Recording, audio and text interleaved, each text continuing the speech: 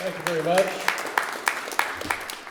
And we appreciate so much the Holocaust Museum right here in Washington being a leader and a leading voice to talk about Syria. Senator Young, thank you for your support in the Senate. Senator Cardin was great. My friend Mr. Boyle was here, and grateful for his leadership in the House. You know, what's amazing about this great tragedy that's almost a decade old now is its origins. Where there were people saying, oh, there's a change coming in Syria. We're going to laud this new young Assad in Syria, who was a B team member in his own family, by the way. It's an American expression. But who rises to power and is lauded by all this new generation of Chamberlains around this country and around this world, that things will be different this time. Well, things were not different this time. And there was no reason and no expectation that things would be different. If you mix the word Assad with the word Syria, you get tyranny. And back in 2011, he had a simple message for all Syrians that was painted on every building across the country.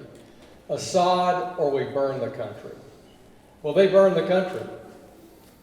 They burned the country. 12 million people displaced, over 500,000 people killed, in the great humanitarian crisis that we see spread across the entire Turkish border, Jordan, Europe, Greece, and it's a tragedy.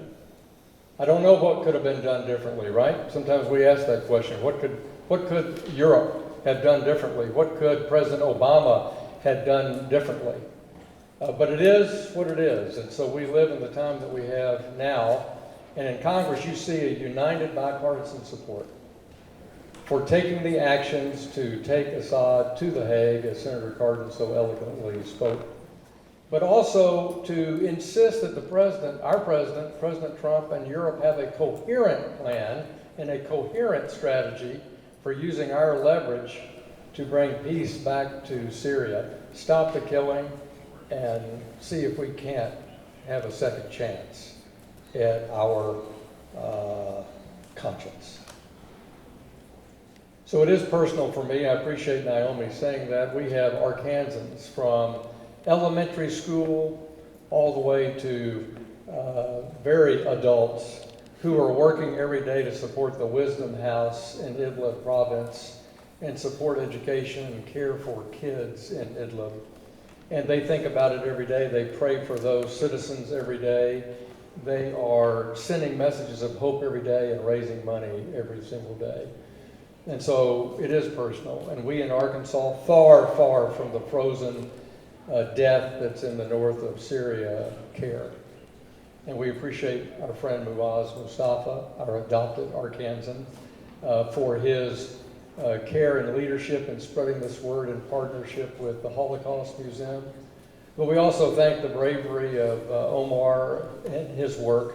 It touches all of us for your story that you've told everybody on Capitol Hill and across America.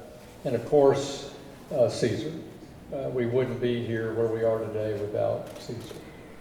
So the number one thing we can all do for Syria is pray for Syria. The second thing is to argue that countries like the United States and those in Europe come together and use their leverage to force change in Syria. That's why I was so opposed to any pullout in northeast Syria by the United States. And I'm glad while we took a step in the wrong direction, we took a step back in the right direction, because America's presence in northeast Syria gives us that leverage that we need to be at the table to press very difficult people like the Turks and the Russians to do the right thing. They don't do things for humanitarian causes. They do things for power causes.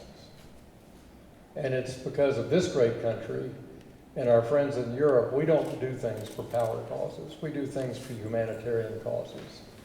And I hope that at the end of the day, that what happens in Syria is something that we're all proud of as Americans, that we stepped up and led the way for change to make this a better situation and return Syria to the people who deserve it, the Syrians.